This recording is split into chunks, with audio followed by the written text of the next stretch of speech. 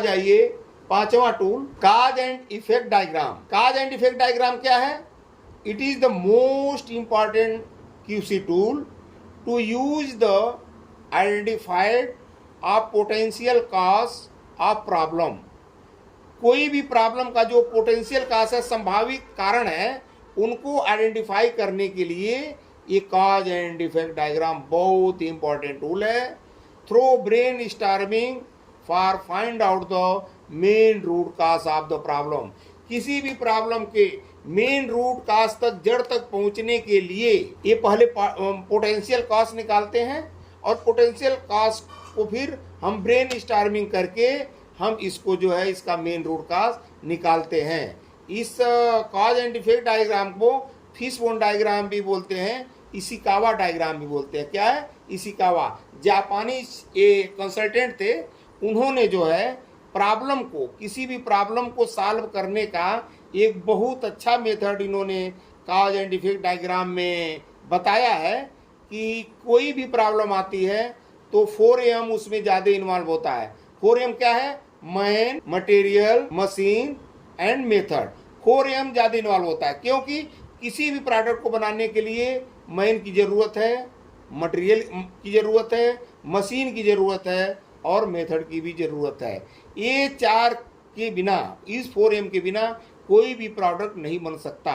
तो किसी भी प्रोडक्ट को बनाने में और किसी प्रोडक्ट में अगर कोई पार्ट NG आ जाता है, डायमेंशन नॉन कन्फर्मिंग आ जाता है, तो इन्हीं में ही किसी का फॉल्ट होगा। या तो मशीन का फॉल्ट होगा, या तो मटेरियल का फॉल्ट होगा, पार्ट रिजेक्ट हो गया, या तो मैन का स्किल का इशू होगा कि मटेरियल हमारा रिजेक्ट हो गया, या मेथड सही नहीं रहा था इसलिए हमारा मटेरियल रिजेक्ट हो गया।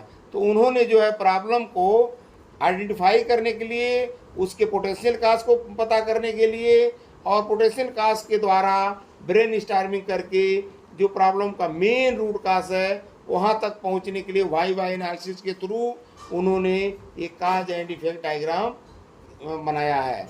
और ये बहुत कारगर टूल है, बहुत इंपॉर्टेंट टूल है। सपोज कर लीजिए ये प्रॉब्लम है OD under size. OD under size अभी हमने बार चार्ट में देखा कि OD अंडर साइज 33 पीस था। तो हम इसमें जो परेटो चार्ट है, सबसे पहले सबसे ज़्यादा वाला प्रॉब्लम सबसे पहले लिए, उससे कम वाला, उससे कम वाला, डिसेंडिंग ऑर्डर में हमने बार चार्ट बनाया।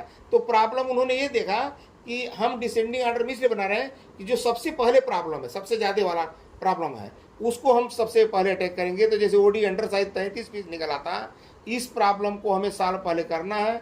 इसकी हम फिशबोन डायग्राम बनाए और man, material, machine, method, measurement and environment, 4M and 1E।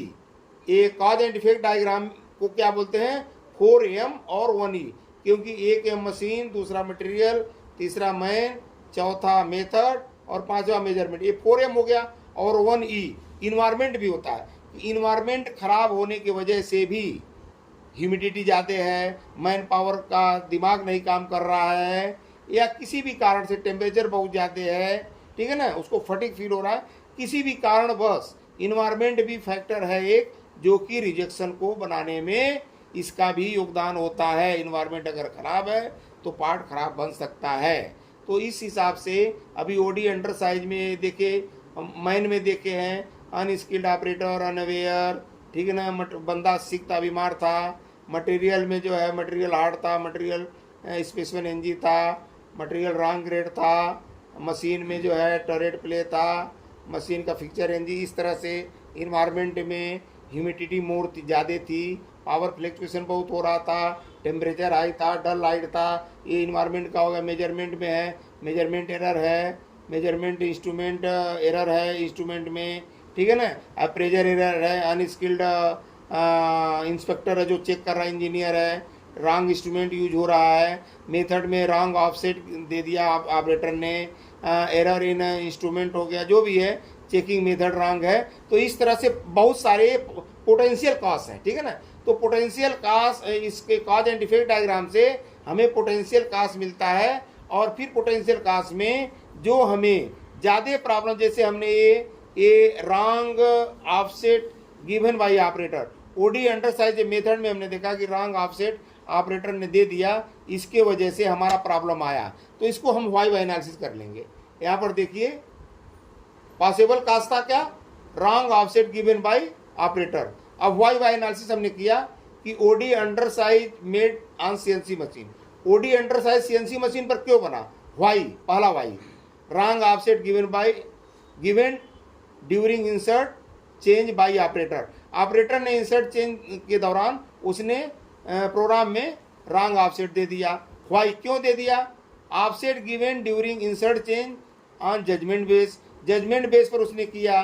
क्यों किया जजमेंट बेस पर, Y3, क्योंकि do not check the micrometer, OD को माइक्रोमीटर से चेक नहीं किया during insert change by operator. Micrometer से नहीं चेक किया डाया, उसने जजमेंट बेस पर रॉन्ग ऑफसेट दे दिया। क्यों दे दिया, क्योंकि micrometer is not available on machine, machine पर माइक्रोमीटर नहीं था, इसके वजह से उसने ऑफसेट जजमेंट के थ्रू दे दिया।